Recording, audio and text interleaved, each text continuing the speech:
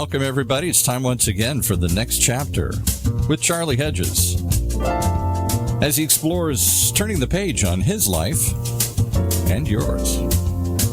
Hey, Charlie. Hi, Paul.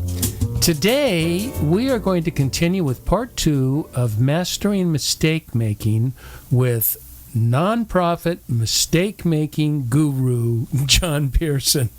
How is that for a title? That's perfect. Does that go on your business card now? I'm printing new ones tomorrow. For those who missed last week, besides being a good friend, John Pearson is a board governance and management consultant from San Clemente, California, who has served more than 30 years as a nonprofit ministry CEO of 3 very significant organizations. John and I worked one of them in a Christian Management Association. We worked together to that kind of like mid-90s to 2005-ish or something like that. And we did workshops, seminars, all sorts of things. It was a great time of my life. Working with you, it was such a fun time. You know, we had a blast at the seminars, and they were so beneficial. You know, there's so many people attended. You really did an excellent job with that. And I have to ask you, I didn't mean to ask you on the air, but I'm going to ask you, you were CEO of the Willow Creek Association. Were you part of the birth of GLN? No, during a snowstorm in Chicago, a headhunter from Southern California called and asked would I consider coming out to Southern California. And I called my wife from the office, and when I got home, she was packed.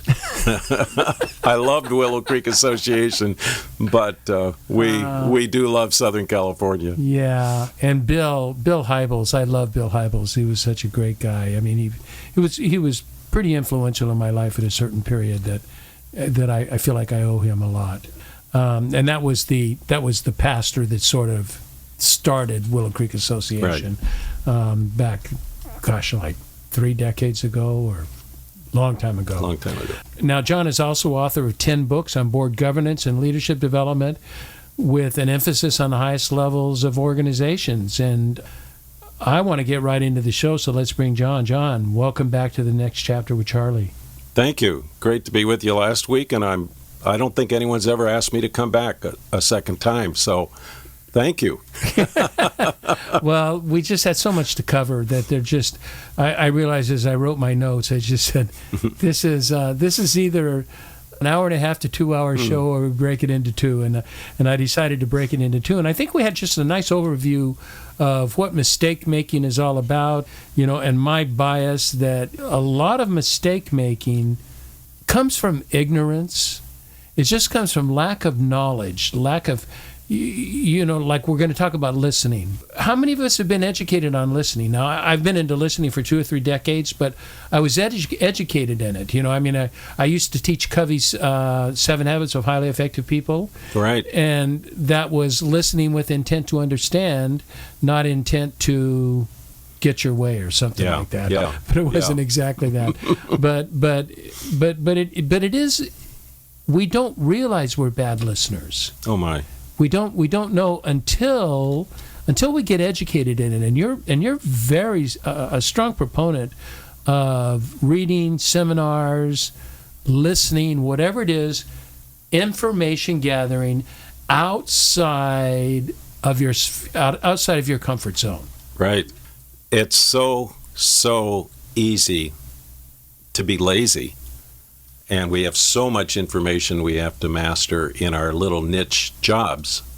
And so to ask me to read something kind of out there or to learn in a discipline that I know nothing about is a challenge. But now I gravitate that way, and I'm learning a lot. I read a book, one of the books I reviewed in my little newsletter was The Contrarian's Guide to Leadership by Stephen Sample, who was president of USC. Yeah. And he said he doesn't read a book until he's heard 2 or 3 people. He's passed away now, I believe, but he always wanted to be sure 2 or 3 people had read it. He stopped reading the newspaper first. Some of your listeners may not know what a newspaper is, but he stopped reading it for 6 months. He got along pretty well without it. And so he just kind of took a contrarian step back. Okay, what what should I be reading and learning from? And it's a great book, The Contrarian's Guide to Leadership. It's funny you would say that about Steve. I took years ago, I read where he no longer read newspapers. He said, if anything important is going to happen, someone's going to tell me. Yes. And exactly. I stopped reading newspapers, and I'm not a big news fan. Yeah. Although today I will learn about contrarian thinking. I watch Fox News, I watch CNN.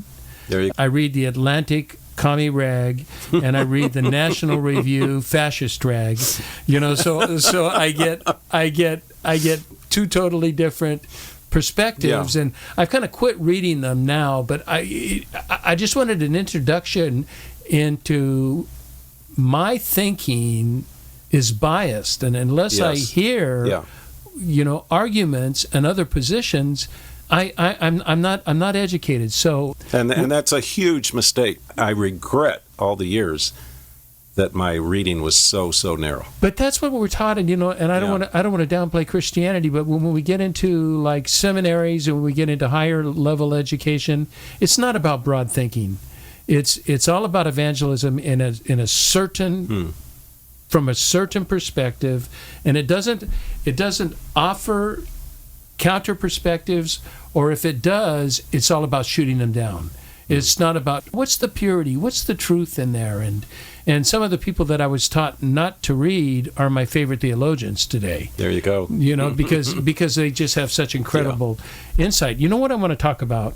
What I want to start is one of my favorite Christian teachers, priests out there is Richard Rohr from the Center of Action and Contemplation. And he's a Franciscan priest, and I'm very Franciscan. And as my listeners know, in my mystic pursuits, I'm Catholic light. I'm still into saint this and saint that, and I give myself communion every day that breaks the Catholic rules, but doesn't break the Episcopal rules. And so Episcopalian is like whatever you want to be. In a description of Richard Rohr's excellent book, Falling Forward, that's that may be on your list. It's not, but it is now. It is. It's brilliant. And he talks about the first and second half of life. And the first half of life is gathering identity and achievements, creating something that is truly healthy ego-wise. So you have a foundation. But the second half of life is very different. And he writes this: as we grow older, and that's the second half of life, as we grow older, we begin to embark on a journey of the second half of life. Catch this. One that involves accepting failure, accepting loss of control, and accepting necessary suffering. Those are not ideals of the first half of life. When you're trying to make a name for yourself, you're trying to grow up, or trying to grow into position. Failures and loss of control and necessary suffering. But as you get older, you realize those are the teaching points, aren't they? Yes. It is the failure. It is the loss of control. It is necessary suffering that are our learning points, the same way that you teach mistakes. Mistakes are learning points. So what are your thoughts on failure, loss of control, and necessary suffering as part of the mistake-making process? From early on, Johnny, don't make any mistakes. I remember our grandson, Anders, somehow, I think he was 3 maybe, he got a hold of some candy and took it up to his room, sat on his bed, and my daughter-in-law Melinda came in and said, "Anders, did you eat all that candy?" And he goes, "I ate it by accident." So you don't. In other words, it was a dopamine fix. Yeah. He's now 20. He's wonderful, wonderful young man. You're kind of schooled and coached. Don't make mistakes, and certainly don't admit your mistakes. Whereas last week you were talking about the entrepreneurs, and a lot of entrepreneurial companies and books talk about we want to make our mistakes fast. The contrarian view of that was President Eisenhower, and I know I'm dealing with a very small niche of your audience who can remember President Eisenhower. But President Eisenhower, Ike, I like Ike, said, let's not be in a hurry to make our mistakes. It was kind of interesting. You know, he was Supreme Commander of Allied Forces, World War II. And if you read his whole spiel on that, you say, okay, that's wise. So you have to, what this book did for me was it just helped me get immersed into the mistake-making literature. And as I mentioned last week, I started making little marks on my book, writing little M's on them whenever I saw a mistake. And since writing the book on mastering mistake making, I'm amazed at how much of the literature I missed and contrarian views about mistake making. But the side I've landed on is, oh my, I made a lot of mistakes. I should not have made that many mistakes if I'd just been a better learner, been more of a lifelong learner earlier in my life. But you're not taught that, John. I mean, no. Where do you get that? That you know, we're in such a settled culture that we want to say, this is my position and this is where I'm at. Yeah. And you know, my common phrase is never believe what I have to say today because I could change my mind tomorrow, based on other data. Yeah. I mean, it's not just that I'm flaking. Sure. If I get better data, then I say, you know, I'm not going to stick with something that's unreasonable. Yeah. Before I do that, what do you think of this thought that mistakes are learning opportunities in disguise? Totally. Beautifully said. That really should be the tagline in the book. That describes it. Learning opportunities. What can I learn? And are we going to do an after action sit down, rather not a blaming party, but okay, what did we learn? Sort of a post-mortem. Post-mortem. I used to do those when I was a consultant. We would do projects in corporations, and we would always do a post-mortem. Yeah. You know, what worked, what didn't work. And I'm a big fan of pilot projects. Yep. And just ripping apart. Yep. You know, I used to call, like, strategic planning, I would call it piñata planning. It's where you don't start strategic planning from a blank slate. Yeah. You give a template. Yeah. And that's a piñata. And then you give everybody a stick to beat the crap out of it. Whack at it. And then whatever's left is the kernel of your strategic plan, and then you build from there. And did you actually bring a piñata then to celebrate the... No. Oh. No. That would have been good. I didn't. I don't know what I would put in it that would be interesting. So you know what I want to do is I have two mistakes that I'd like to talk about. Okay. And I'd like to talk about the learnings from those mistakes. And I've selected two. One of the mistakes is huge in the American population today. Now, while the other is common, it might be the most challenging, one of the most challenging mistake, how we compensate or how we deal with that mistake. Yeah. So let's go to the first one, and it is still early in the book, mistake number 4, and that is failing to learn the art of listening. We, in Charlie language, we suck at listening. We just, you know, and that is a society. That's, you know, and we are much more comfortable with talking than listening, and typically when we're listening, we're awfully just listening for that pause. So we can come in and give our opinion. When you're talking, I'm thinking about what I'm going to say next once you give me a chance. Yeah, and I'm giving you a chance. I was at this international conference in New Zealand, and I was emceeing a Q&A with the speaker, and people were sending up their 3x5 cards. And I'm sorting them to give him a good question. He's sitting next to me. Oh my, tons of them. And all of a sudden, the guy's name was Lee. He says to me, "So John, did I answer that question?" I wasn't listening at all to what he was saying in front of 1,000 people. That's a great story. You abbreviated that story, but that is a great story. And so he says, "Did I answer the question?" And I didn't know what else to say. I said, "Was I supposed to be listening?" Well, of course, everybody in the audience roared because we've all been there. Oh, yes. You have, as all of us, a ton of experiences of making the mistake of failure to listen. What did you do to make that experience of not listening a learning experience? What were the habits that you, or the actions you took? It's interesting you say habits, because I was blessed to be at a workshop. I was chairman of the board of a credit union, and the CEO called me one day. He said, "John, I got a problem." And I thought, oh no. He says, I'd like to go to a conference, but I can't go without bringing my board chair. And I'm thinking, okay, it's in Bakersfield, California. No, nothing wrong with Bakersfield, but and he says, it's in Hawaii, and you can bring your wife. And I said, we're available. And he said, I haven't given you the date yet. I said, it doesn't matter. Well, at this conference, one of the half-day workshops was the author of a book called The Coaching Habit. What did I learn? He had this session where he said, okay, pair up with another person at your round table. There were, 100 plus CEOs and board chairs. And so I sitting next to a board chair of another credit union. And he says, now I'm going to put up on the PowerPoint 4 questions. And he gave us a little briefing on this. And he says, one of you can ask the questions and the other one answers them. But the one asking the question, you cannot say anything other than the question. You must listen to the guy. Well, I thought the easier thing was to ask the questions.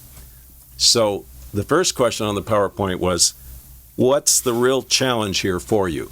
So you got to describe a problem. So this guy described a problem he was having with his board. And we only had about 4 minutes for this drill. So after about a minute, he knew it. I had to ask the next question. The next question was, and what else? And this author of The Coaching Habit calls it the AWE question, A-W-E, and what else? Mm-hmm. So I had to ask, and what else? Well, then he started going a little deeper of how this problem with his board was affecting him personally. I mean, it was really good. And I, who've got all the answers, just kept trying to reach in and tell him what he should do. But the rules were, all I could do is ask the question. Well, then another minute goes by. The third question was, and what else? So Mike Wallace teaches that, by the way. We both laugh, and I say, and what else? And he says, oh my, I realize that just in this conversation, I've been da-da-da-da-da-da. And so then the last question is, so what's the real challenge here for you? He says, wow, John, this has been so helpful for me. Thank you so much. I just asked the question. And you didn't do anything. I didn't do anything. And then said, so tell me more. What else? Yeah. For a guy like me, that's a very challenging discipline, but at least I know when I'm not doing it. It's one of those lifelong learning lessons to be constantly, it's part of the listening process. And I just realized I had never read, Charlie, one book on listening. I'd never read an article on listening. I hadn't read a podcast. I mean, that just wasn't anywhere on anything that interested me or that I thought I should learn until all of a sudden I kind of looked in the mirror and saw I'm a terrible listener. What I challenge people to do is like to take this mistake and say, so is there a book? I recommend a book for each of the mistakes. Yeah, that's great. Is there a book you need to read? He's written 2 books, The Coaching Habit, Say Less, Ask More, and Change the Way You Lead Forever. And then his book was The Advice Trap, Be Humble, Stay Curious, and Change the Way You Lead Forever. When I wrote a review of that book, I did a little, hello, my name is, and I put, hello, my name is Advice Monster. Advice Monster, I saw that. As we talk about this, if we get a bit deeper into the profundity of listening, I learned from a therapist a long time ago that there are 3, this is in his view, 3 fundamental human needs. I mean, every psychologist and psychiatrist and philosopher is going to say 3 different human needs. But his happened to be, and they've resonated with me, every person needs to be heard, needs to be cared for or cared about, not not in a what do you call it? Codependent way. Not Not cared for in a codependent way, but cared about and they need to be accepted by something significant. If we have those three things, and the heard is ignored, and I long to be heard, and yet no one wants to hear me. Yeah. My wife and I have gotten really good at it, at not talking till the other person is finished. I'm supposed to do that too? Oh, man. Oh, and then my coach is, she is a brilliant listener. She will not talk until I am done. If we have an hour session and I talk for 30 minutes, she'll just sit quiet. Wow. She will just say, when you're done, then I'll interject. And our need to be heard, I think this is a very critical mistake that we don't know about. We think we're being sympathetic. We think our comments are being sympathetic.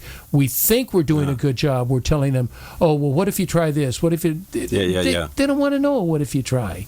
They just want to know, do you give a rip? Yeah. That's all there is to it. I think it's very powerful.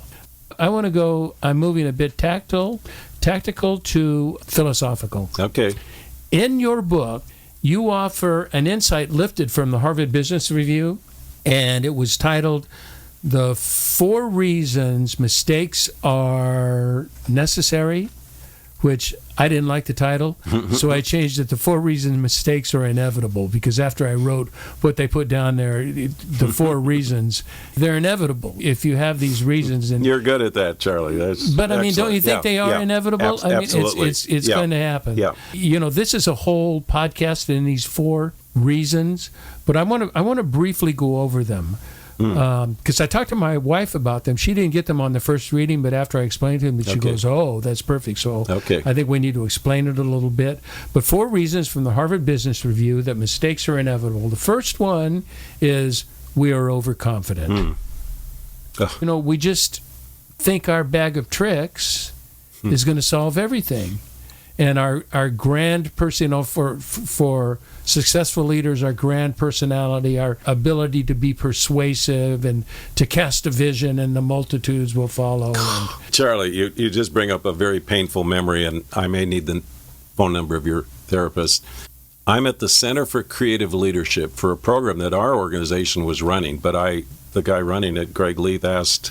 And this was CMA, right? CMA. Mm-hmm. He said, John, you should be a guinea pig. You should go through the program yourself as the CEO. So I did. Well, it's a fabulous organization, Center for Creative Leadership. So all of my direct reports filled out all kinds of assessments on me and sent those to the center. And there were about 30 of us going through the program.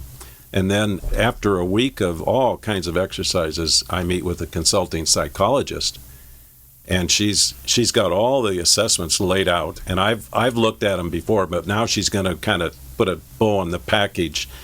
And she asked me this question, like, da-da-da-da-da-da. And I said, well, I've always thought I could kind of reach in and pull out something out of my bag of tricks. And she points to all these assessments and says, how's that working out for you, John? Oh, my. And so... overconfident, and so that whole thing on feedback, none of us should be overconfident, because when we look in the mirror, we know we don't even measure up to our own standards. But we make all these mistakes because we just don't slow down to get feedback, to listen, to learn from others, to ask the team, what do you all think? Yeah, I mean, that's a great summary of a lot of the mistakes in this book. I have listed what I thought would be the opposite of each. So what would be the healthy pursuit? And I put, instead of being overconfident, we need to be humble. We need to recognize at all times I can be wrong. Yeah. At all times, no matter what it is, I can be wrong. I have a friend who's no longer with us, but he would say to his wife, I could be wrong. I've been wrong before. Do you want to talk about it? It was kind of a throwaway joke line, but at his heart, he really... He wanted that. He put that out there, yeah. Well, let's move to the next one. And this is, I'll need your explanation on this, because I have my explanation, but I'm curious of yours. And we're talking about the reasons that mistakes are inevitable. And I think everybody gets overconfidence. They get that I think too highly of my own thoughts. And maybe it's not a character flaw. It's just natural that I have lived with my own thoughts and my own beliefs for the longest time, and they've worked for me. Yeah. But as you move up to leadership, and just the human interpersonal, overconfident turned into be cocky, arrogant, one-way, and that doesn't work. So the next one is risk averse. Yeah. That was once kind of a goal of businesses, wasn't it? Not to take too many risks, and now we're in the exact opposite. It is amazing how it's turned. I've kind of hung on Peter Drucker's words, who says people who don't take risks generally make about 2 big mistakes a year. And people who do take risks generally make about 2 big mistakes a year. And that was his way of saying, don't be risk averse. Just you're gonna make mistakes. You're gonna make mistakes. There's that old story of the CEO, maybe the founder of IBM, who's sales guy who submitted his resignation because he had just blown $1 million contract with the federal government. I've forgotten his name now, but the CEO says, well, I'm not gonna take your resignation. You've just made $1 million mistake. We want to learn from that. We're going to learn an awful lot, and you're going to stay here and learn that. Now, that's a culture thing. So the risk-averse cultures do damage to their people and to their company's growth, to their organization's value system. But it starts at the top. How do we treat mistakes? Remember the old book by Tom Peters, In Search of Excellence? He talked about a company that literally at their headquarters outside they had a cannon, and they would shoot off a cannon when somebody made a big mistake. Oh, really? To celebrate. And so the leadership team, the C-suite, the managers of your department, how they deal with mistakes and can celebrate what we learned. If they, that also requires broad thinking to say, we did learn something from that mistake. Exactly. What did we learn? Yeah. Too many times the mistakes are just saying it's a mistake, we need to throw it out. There's no effort into discovering what we can learn. And if mistakes are truly opportunities for development opportunities in disguise, we're missing out. Yeah. I won't go through all 4, but I want to go through the number 3rd one because I think it's important, and that we have this tendency to seek confirming evidence that, and I'll put it political, the far right listens to Fox News that just supports their ideals. And the far left will listen to CNN or something like that. I don't know for sure. CNN likes to call itself middle of the road, but I've been watching it, and it's really not quite middle of the road. But we seek this confirming evidence, and so we become entrenched in our ideas, and opposite ideas are not only offensive, but they're destructive, they're dangerous, but we don't know where they come from. That's why I like to read The Atlantic, that would give me perspective. Yeah. I think we need to seek perspective. Yeah.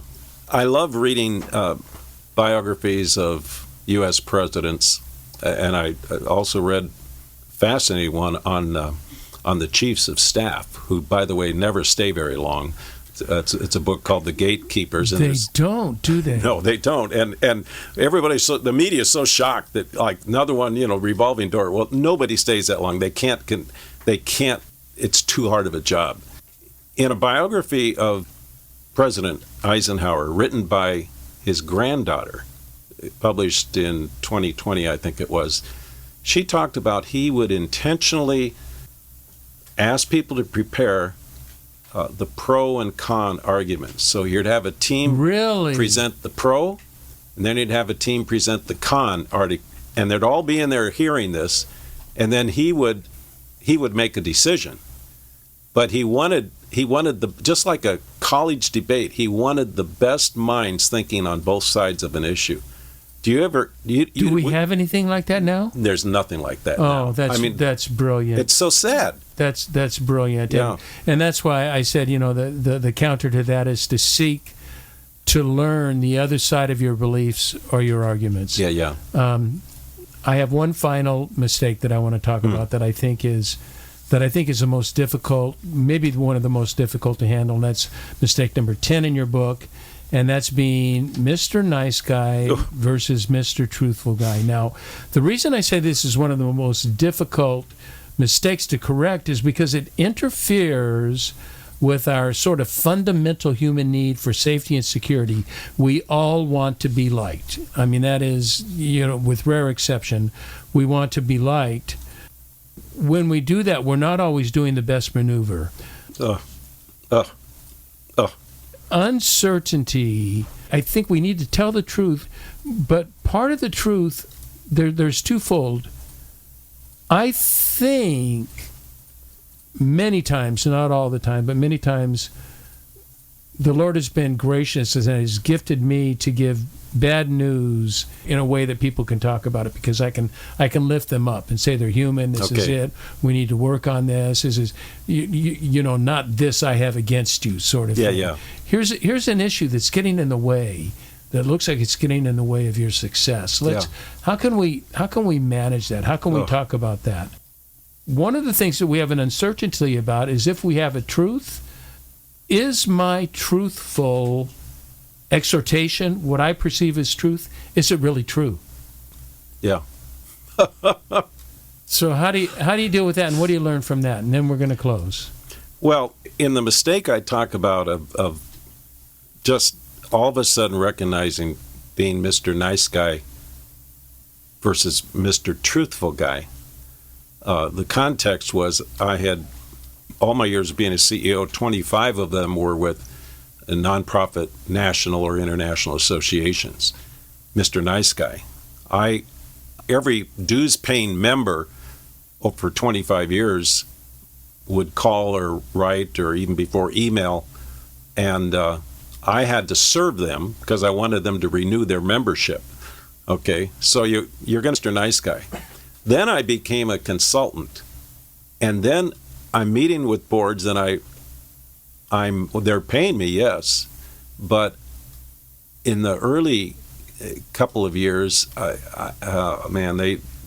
just so dysfunctional. Somebody needs to tell them. Wonder who could tell them.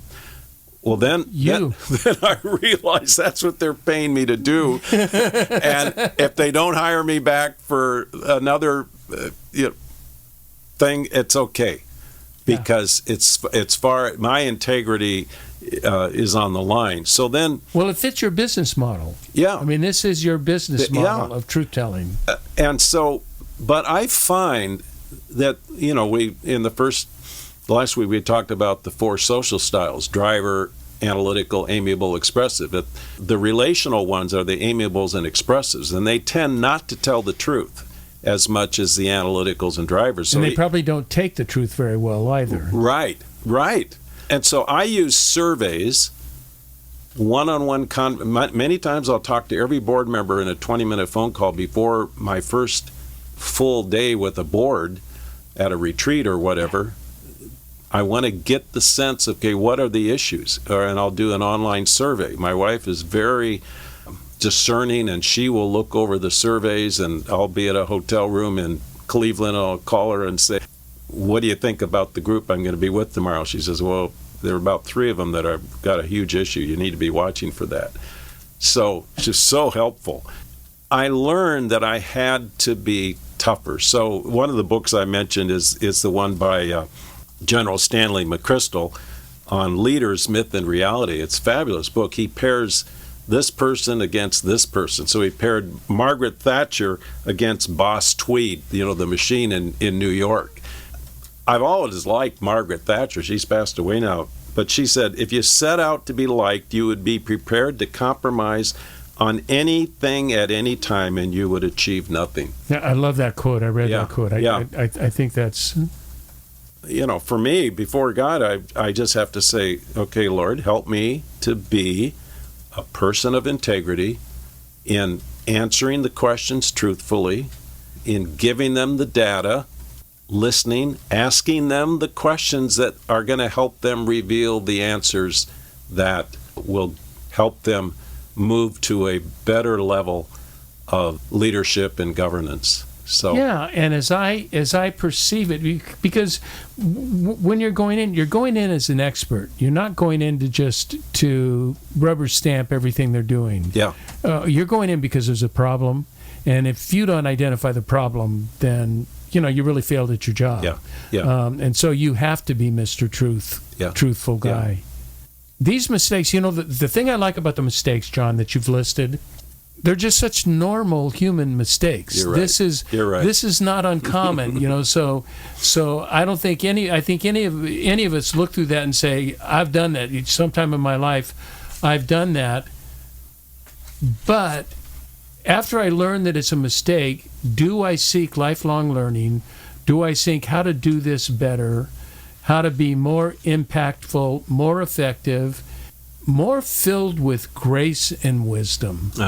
That are just those are huge aspects of my life, is grace and wisdom. And in our Christian perspective, the Lord, as we seek the Lord, we'll get insight and perspective. But those of you that are not a Christian perspective, you can still ponder, and there will come something from outside, from some source that's going to give you clarity. That we are spiritual beings, and there's more information out there, and you can depend on that too. John Pearson, I know you're retired, so you don't want business. Thank you. But I don't know how you retire. You're an invaluable resource in nonprofits, and don't be surprised if Wells of Life starts calling you more. Well, in the back of this book, Mastering Mistake Making, I've thrown in a bonus chapter, number 26, and I called it Do It Yourself Mistake Maker, so that at staff meetings you can just say, okay, I didn't really get excited about Pearson's mistakes, but here's a really good mistake I made. So I would encourage people to take a look at that one. Thank you. Well, John Pearson, you're the best. I'm so glad we were able to connect again. It's just yes. the friendship and love is just so evident. Thank you so much for being on the show with me. And I also want to thank all our listeners for tuning in to the next chapter with Charlie. And until next, this is Charlie Hedges signing off. Bye for now.